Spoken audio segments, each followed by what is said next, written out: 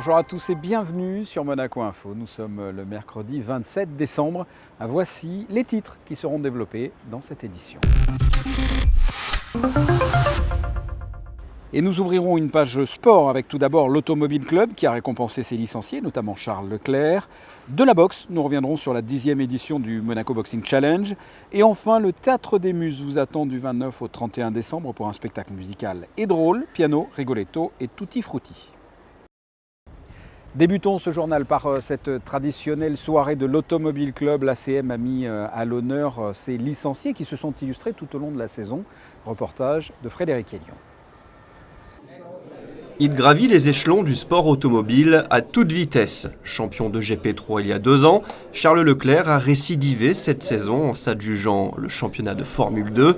7 victoires, 8 pole positions et donc un titre, le tout en étant rookie, une vraie saison de rêve.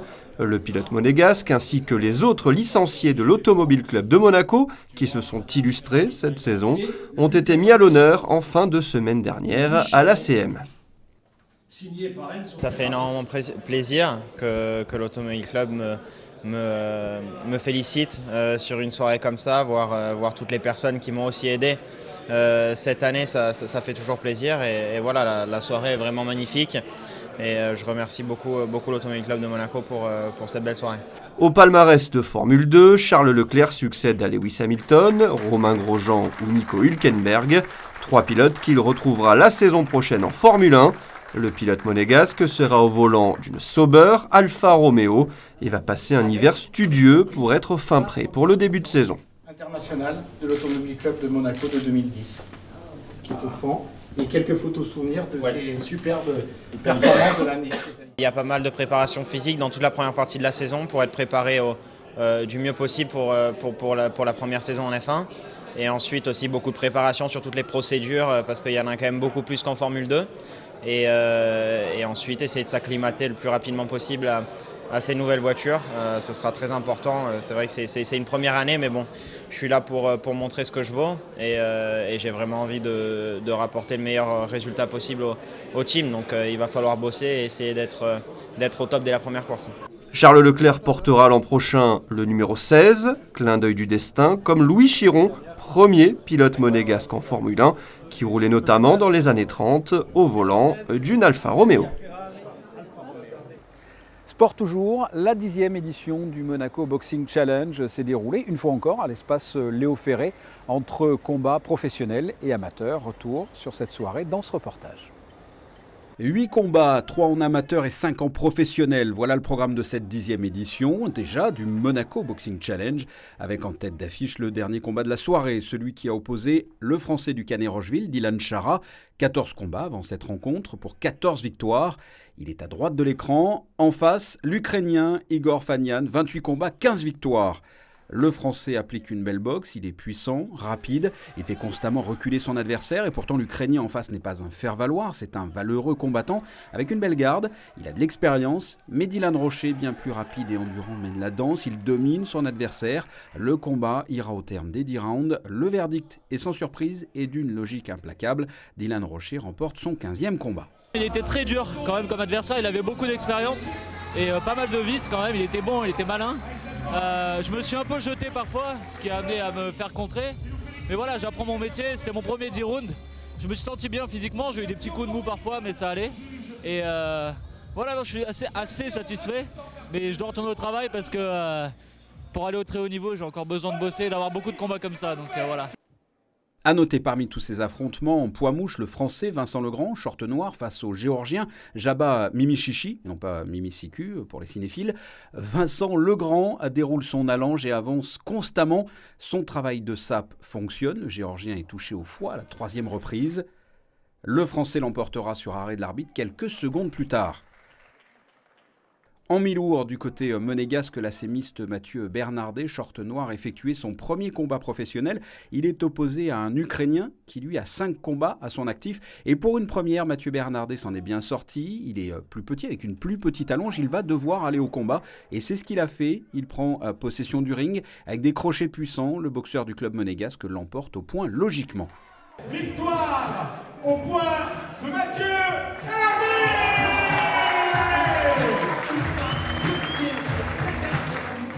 Du côté des 3 combats amateurs, les Monégasques en rouge sont opposés à une délégation slovène et c'est un carton plein, que ce soit le puncher du club, Sacha Di Loro, ou encore pour Lorenzo Fernandez. Sans oublier le Monégasque dont l'objectif est de participer aux Jeux Olympiques de 2020, Hugo Mikalev a littéralement surclassé son adversaire. Prochain rendez-vous, la 11e édition du Monaco Boxing Challenge programmée pour le 2 mars 2018. Le reste de l'actualité, c'est aussi en bref et en images. Du sport toujours, mais du basket, 15e journée de pro à mardi soir, la dernière de l'année. Monaco conclut 2017 par une 10e victoire consécutive, toutes compétitions confondues. Un succès sur le parquet de Hier-Toulon, 103 à 99, grâce notamment aux 25 points de Gerald Robinson et 23 de Kikanovic. Au classement, la Roca Team est toujours bien installée dans le fauteuil de leader, avec 12 victoires et 3 défaites. En bref, toujours le mois dernier, des personnalités de la principauté, comme le chef étoilé Joël Garreau, se sont rendus à l'île Maurice pour participer à la semaine gastronomique étoilée de la Côte d'Azur, à la rencontre du Golfe. Organisé dans le cadre du partenariat entre le Board Investment Mauritius et le Team Côte d'Azur, auquel Monaco est associé.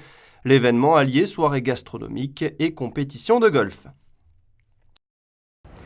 Si vous souhaitez terminer l'année en riant, le Théâtre des Muses vous attend du 29 au 31 décembre. Le spectacle musical Piano, Rigoletto et Tutti Frutti y sera donné. Voici un avant-goût dans ce reportage de Patricia Navarro, Alexandra Paolini, Serge Prémont et Louis Borgia.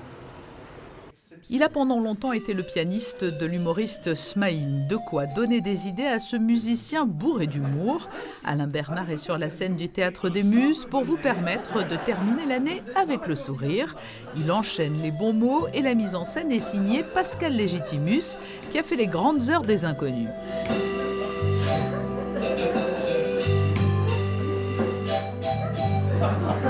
Des paysans là-haut! Attendez, c'est quand même formidable, parce que là vous avez un orchestre au bout des doigts qui vous permet de voyager dans les pays les plus lointains.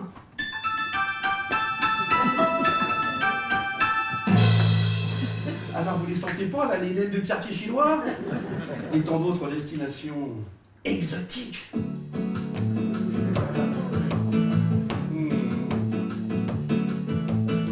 Un désir d'évasion, l'espace et la nature. Des vacances de rêve dans un cadre enchanteur.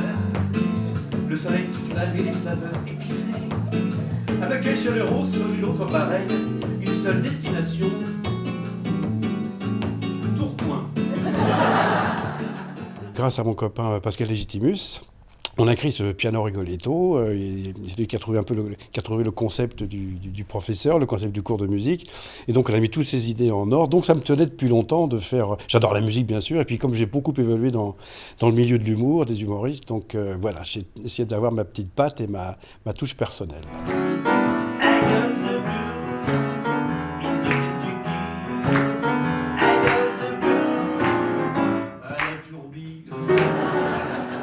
Entre deux éclats de rire, Alain Bernard emmène le public à travers les âges et les époques. Tous les courants musicaux sont représentés dans ce spectacle. Sa performance au piano rend cette leçon de musique magistrale.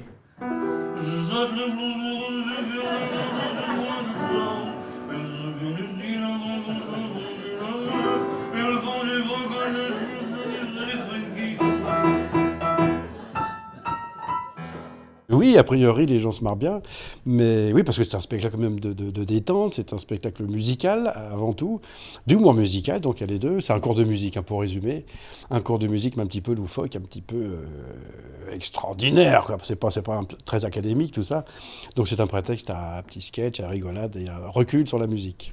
Mais c'est également à cette époque que s'est développée la grande vogue des castrats. Vous savez, ces jeunes gens que l'on castrait afin qu'ils conservent à l'âge adulte leur voix aiguë d'enfant. Le plus célèbre d'entre eux s'appelait... Farinelli. Ah, bien sûr, Farinelli. Aïe, aïe, aïe, aïe, oui, je dis oui, si, aïe, me, si, aïe, oui, pour que je raille comme une Staying alive, c'est vraiment ridicule de chanter son testicule.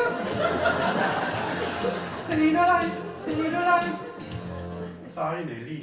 Des Bee Gees à Farinelli, il n'y a donc qu'un pas, tout comme de Beethoven à Bob Marley ou Chopin. Le spectacle musical Piano Rigoletto et Tutti Frutti a déjà été donné plus de 450 fois. Un beau succès à découvrir les 29, 30 et 31 décembre au Théâtre des Muses. Quel temps va-t-il faire pour cette fin de semaine ainsi que le début de l'année 2018 ? Voici la météo. Jeudi, journée en partie ensoleillée avec quelques passages nuageux. Le temps se couvre progressivement pendant la journée. Le mercure affichera 4 degrés le matin et 9 l'après-midi. Vendredi, même topo, du soleil et quelques nuages. Le week-end sera beau également. Toujours de rares nuages qui viennent s'immiscer devant le soleil. Peu de vent et une maximale de 14 degrés.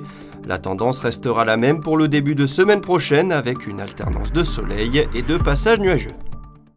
Ce journal est terminé. Merci de votre fidélité. La suite de vos programmes sur Monaco Info, bien sûr.